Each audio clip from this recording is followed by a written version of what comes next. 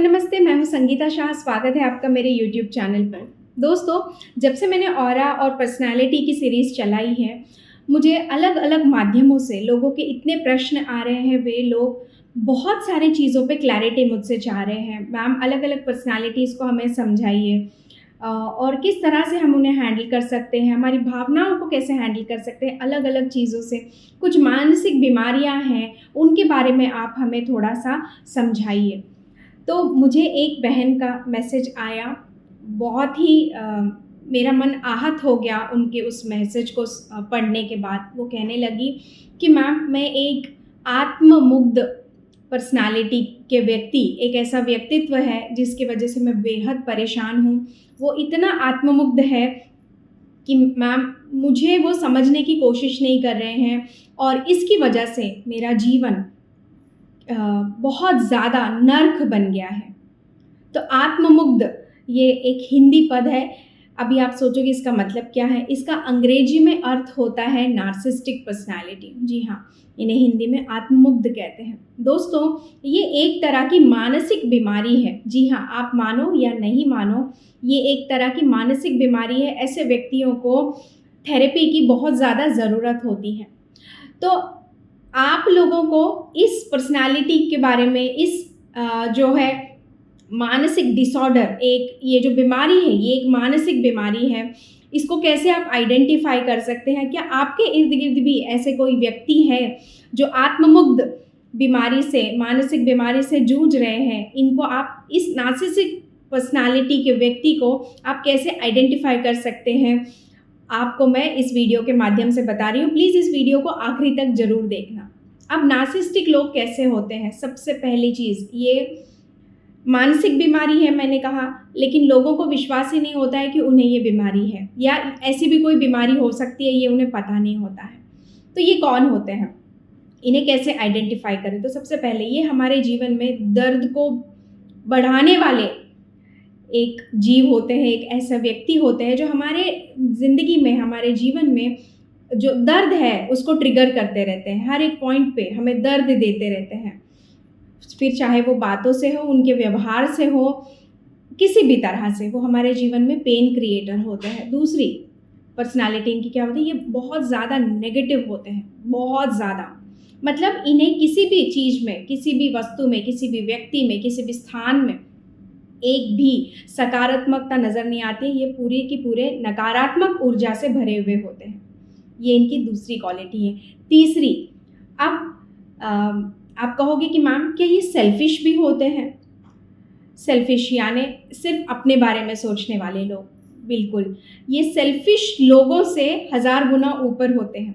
एक बार जो सेल्फिश व्यक्ति होता है, जो वो सिर्फ अपने बारे में सोचता है कि मैं कैसे बेटर करूं, मैं कैसे आगे बढ़ूं, वो सिर्फ अपने बारे में सोचता है। मैं उसके अंदर सिर्फ मैं होता है। लेकिन ये जो नार्सिसिस्टिक पर्सनालिटी, आत्ममुग्ध जो पर्सनालिटी डिसऑर्डर के लोग होते हैं, वो सेल्फिश लोगों से 1000 गुना ऊपर होते हैं, क्योंकि ये अपने बारे में कम और दूसरों को कैसे दर्द दे, दूसरों को कैसे नीचा दिखाए, दूसरों को कैसे हीन भावना में हम रखें, इसके ऊपर निरंतर इनका जो है ना प्रयास चलते रहता है। इसी के ऊपर इनके एक्सपेरिमेंट्स चलते रहते हैं और अगले को किस तरह से नीचे दिखाना है, उसको कैसे ये एहसास दिलाना है कि भाई, तेरे अंदर कोई योग्यता ही नहीं है, ऐसे इनके अंदर भावना होती है। तो ये सेल्फिश लोगों से 1000 गुना ऊपर होते हैं। ये इनकी तीसरी क्वालिटी है। चौथी क्वालिटी, इन्हें क्या लगता है पता है? इन्हें ये लगता है ना कि मैं ही सही हूँ, बस मैं ही सही हूँ और कोई भी सही नहीं है, और मैं गलत हो ही नहीं सकता या हो नहीं सकती। जी हाँ, मैं ही सही हूँ और मैं गलत हो ही नहीं सकती। तो ये इनकी चौथी क्वालिटी होती है। पांचवी क्वालिटी इनके अंदर ये होती है ना कि ये अपने आप को बहुत ज़्यादा पावरफुल समझते हैं। इन्हें ऐसा लगता है कि ये चाहे ना तो कुछ भी कर सकते हैं, कुछ भी, किसी के भी साथ। ये इनकी पांचवी क्वालिटी होती है। छठी क्वालिटी क्या होती है?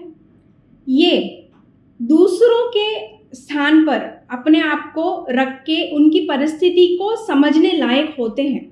इनकी मानसिक स्थिति वैसी होती है कि आप कितने दर्द में हैं, आप कितने पेन में, या आप किस सिचुएशन से गुजर रहे हैं, ये इन्हें बखूबी पता होता है। ये अपने आप को आपकी जगह पे रख के उस सिचुएशन से देखते भी हैं। लेकिन पता है इस यहाँ पे ट्विस्ट क्या है, ये आपकी सिचुएशन को समझते हुए भी नहीं समझना चाहते हैं, नहीं समझना चाहते हैं। आप चाहे इन्हें कितने ही उदाहरण दे दो, आप चाहे इन्हें कितना ही समझा लो, ये आपकी स्थिति को बिल्कुल भी समझना नहीं चाहते। जबकि ये समझ सकते हैं, जबकि इन्हें समझ है, ये जान रहे हैं, तो भी ये समझना नहीं चाहते हैं जानबूझ के। क्यों? क्योंकि मेरा पहला पॉइंट कि ये आपके जीवन में हमेशा दर्द क्रिएट करना चाहते हैं, इसीलिए ये आपको समझना नहीं चाहते हैं। जैसे कि मैंने कहा, ये आपके कोई भी हो सकते हैं, ये आपके पति हो सकते हैं, ये आपकी पत्नी हो सकती है, ये आपके बॉस हो सकते हैं, ये आपके रिश्तेदार हो सकते हैं, आपके भाई बहन में से कोई हो सकता है, ये कोई भी हो सकता है। आप आइडेंटिफाई करने की कोशिश कीजिए कि ये कौन है। ये है ना, इनकी 7वां गुण ये होता है ना कि हर व्यक्ति में सिर्फ गलती ढूंढते हैं। बस कोई ऐसा पॉइंट मिले कि मैं इसको नीचा दिखा सकूं और मैं ये दिखा सकूं कि देख मैं ऐसा नहीं करता, या मैं ऐसा नहीं करती, मैं तुमसे काफ़ी ऊपर हूँ, मैं बहुत श्रेष्ठ हूँ, मेरे अंदर कोई अवगुण नहीं है, मेरे जैसा कोई नहीं है और तुम तुच्छ प्राणी हो, ये इनको जताना होता है। इसीलिए ये क्या करते हैं, बार बार हर व्यक्ति में गलती ढूंढने की कोशिश करेंगे। चाहे आप कुछ भी कर लो, चाहे आप अपनी जान न्यौछावर कर दो, ये आपके अंदर एक भी सही चीज़ देख नहीं सकते हैं। ये होते हैं आत्ममुग्ध लोग। आत्ममुग्ध क्यों कहा गया है? क्योंकि ये अपने आप में ही इतने मुग्ध होते हैं कि इनको बाहर की दुनिया देखनी ही नहीं है, बाहर की दुनिया समझनी ही नहीं है। इनके अंदर एक ऐसी भावना होती है कि मैं श्रेष्ठ हूँ, मैं सबसे बेहतर हूँ, मैं गलत हूँ ही नहीं और मैं गलती कर ही नहीं सकता हूँ या नहीं कर सकती हूँ। और इन्हें ये पता है कि मेरे अंदर ये एक प्रॉब्लम है, लेकिन ये इसको मानेंगे भी नहीं। हर किसी को सिर्फ और सिर्फ दर्द देना, हर एक की ज़िंदगी को इतना उत्पीड़ित कर देंगे कि वो व्यक्ति से ना निगला जाएगा ना उगला जाएगा। ये ऐसे होते हैं। और ये लोग कैसे लोगों को अपने इन्फ्लुएंस में लेते हैं। अब 8वीं बात मैं आपको बता रही हूँ, ये है ना आपका वीक पॉइंट पकड़ लेते हैं। ये लोग आपके वीक पॉइंट को पकड़ लेते हैं और उसके बाद में हर बार आपको उस आपके वीक बटन पे, यानी आपका जो हॉट बटन है वो दबाते हैं। एक बार इनके हाथ में आपका वीकनेस आ गया, बस उसको दबाते रहेंगे। हर बार आपके उस वीकनेस से आपको ब्लैकमेल करेंगे और आपसे अपना मनचाहा काम कराएंगे या आपको अपने मन मुताबिक रखेंगे और आपको हर जगह दबाने की कोशिश करेंगे। आपको हीन भावना से देखेंगे, जैसे हम किसी कीड़े मकोड़े को बड़े हीन भावना से देखते हैं, बिल्कुल उस तरह से ये आपको हमेशा अपने जूती के नीचे के कंकड़ की तरह दबा के रखने की कोशिश करेंगे। तो दोस्तों, ये होते हैं ऐसे गुणधर्म होते हैं कि दूसरे को समझने की क्षमता इनके अंदर होते हुए भी दूसरे की सिचुएशन को, दूसरे की परिस्थितियों को बखूबी समझते हुए भी समझना नहीं चाहेंगे, उसकी मदद नहीं करना चाहेंगे और ये चाहेंगे कि बस किसी भी तरह से इसे नीचा दिखाऊं, किसी भी तरह से इसे नीचे डालूं, किसी भी तरह से मैं अपना वर्चस्व इसके ऊपर स्थापित करूं। ऐसे लोग होते हैं आत्ममुग्ध लोग, जिन्हें हम अंग्रेजी में नार्सिसिस्टिक कहते हैं। तो दोस्तों, अब आप लोग अपने जीवन में आइडेंटिफाई करने की कोशिश कीजिए कि आपके इर्द गिर्द ऐसे कौन लोग हैं। अभी आप कहोगे कि मैम आप तो पूरे वीडियो के दौरान सिर्फ एक पुरुष को टारगेट कर रही थी, आपने महिलाओं के बारे में नहीं कहा। मैं आपको कहूँ, नार्सिसिस्टिक पर्सनालिटी, आत्ममुग्ध पर्सनालिटीज़ दोनों ही जेंडर्स में होती है, पुरुष में भी होती है, महिलाओं में भी होती है। लेकिन अधिकतर स्टडीज़ में ये देखा गया है कि पुरुष ज़्यादा आत्ममुग्ध पर्सनालिटी के शिकार होते हैं। इस डिसऑर्डर के शिकार पुरुष होते हैं। महिलाएं भी होती हैं, लेकिन बहुत पुरुषों के कंपैरिजन में महिलाएं बहुत कम होती हैं। तो इसीलिए पुरुषों को इस डिसऑर्डर के साथ ज़्यादा देखा गया, ऐसे स्टडीज़ बताती हैं। अब ऐसा क्यों है? इसके बहुत सारे रीज़न हैं। हमारी सोसाइटी, हमारा जो समाज है, पुरुष प्रधान समाज है।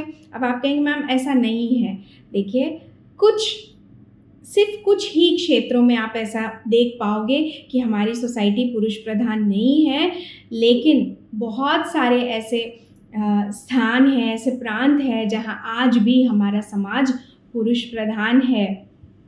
तो पुरुषों में ये डिसऑर्डर, ये मानसिक डिसऑर्डर ज़्यादा देखा गया है, हमारे देश में हो या परदेश में हो, कहीं पे भी। लेकिन स्टडीज़ बताती हैं, साइकोलॉजिकल स्टडीज़ बताती हैं कि पुरुषों में इसे ज़्यादा देखा गया है। तो दोस्तों, अब आप आइडेंटिफाई कीजिए कि आपके इर्द-गिर्द ऐसे लोग हैं क्या? ऐसे गुणधर्म वाले लोग हैं क्या? तो आप उन्हें आइडेंटिफाई करके आप रख लीजिए, आपको समझ में आएगा कि ये एक मानसिक बीमारी है। अब दोस्तों, मैं अगले वीडियो में आपको ये भी बताऊँगी कि इन लोगों को हम हैंडल कैसे करें, इन लोगों के से हम कैसे बचें, अपने आप को कैसे मुक्त करें। ये मैं आपको अगले वीडियो में बताऊँगी, क्योंकि यही वीडियो में बताऊँगी तो ये वीडियो बहुत लंबी हो जाएगी। तो जल्दी से जल्दी आप लोग कमेंट सेक्शन में लिखिए कि आप लोग जानना चाहते हैं ऐसे लोगों को हैंडल कैसे करना है, या आपने अपने जीवन में ऐसे लोगों को टैकल किया है, क्या आपके जीवन में ऐसे लोग मौजूद हैं? कमेंट सेक्शन में ज़रूर लिखिए। आपके कमेंट्स मेरे लिए बहुत प्रेरणादायक होते हैं और मुझे बहुत अच्छा लगता है जब मेरे ऑडियंस मेरे साथ कम्युनिकेट करते हैं। इन लोगों को कैसे हैंडल करना है, आत्ममुग्ध डिसऑर्डर वाले लोगों को कैसे हैंडल करना है, मैं अगले वीडियो में आपको बताऊंगी। अगर ये वीडियो अच्छा लगा है तो इसको लाइक कीजिए और मेरे चैनल को सब्सक्राइब ज़रूर कीजिए। आत्म नमस्ते।